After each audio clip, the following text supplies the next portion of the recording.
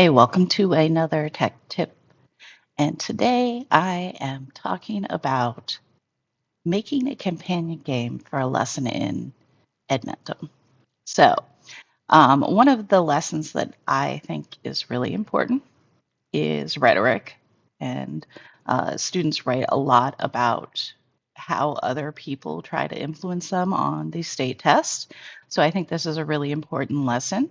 So I'm going to make a Kahoot game that will go along with this lesson. So what I did was I went into English 10, which I've been teaching English 10 or English 2, as we call it. Um, so I'm very familiar with the course, and I found the Edmentum lesson on rhetoric. And I went through it, and there's some really great things in here. But I want to make sure I reinforce this because I know this is a big topic.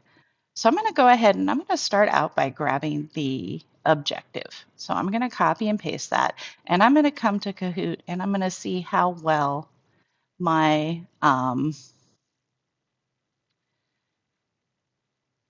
Kahoot AI does on talking about analyzing rhetorical appeals. Now notice it cut off. I just went ahead and pasted it in. And format, it says quiz. You do have a lot of, I'm trying to move myself to where I'm not blocking, conversational tone.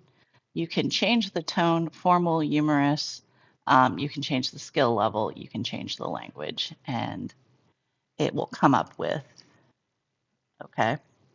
Ooh, what appeal focuses on credibility? I really like this one because in addition to talking about the appeal, you're going to talk about the word credibility, which students might not know.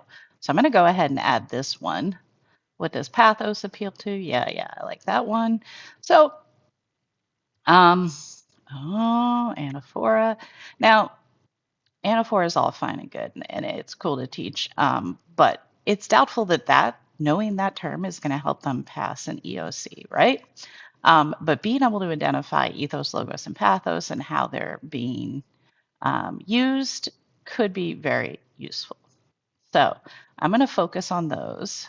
True or false, rhetoric is only for speeches. That's a great one because, and I do want to talk about that. Okay. Now, looking through these, most of them are very much your typical quiz questions, right? So I'm going to hit done. And that gives me some questions. Now, the next thing that I want to do is I actually want questions that are specific to text, right? I want students to be able to identify rhetoric in text.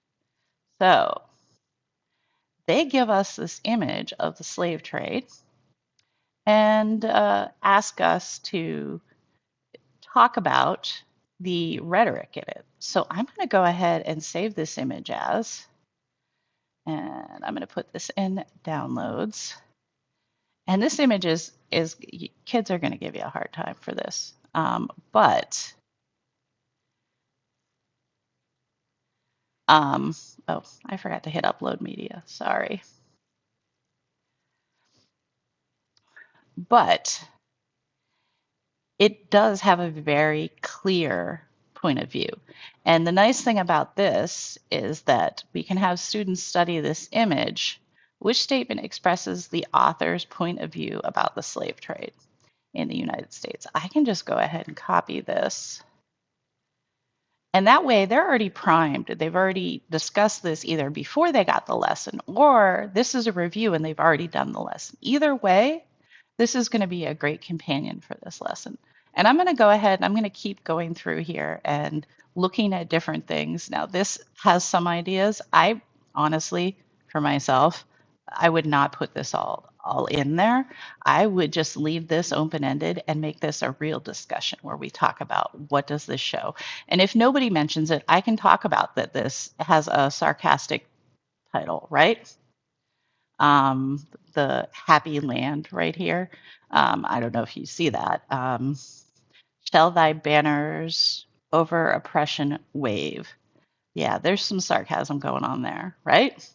And we even have a rhetorical question. So that's a good place where I could bring that up.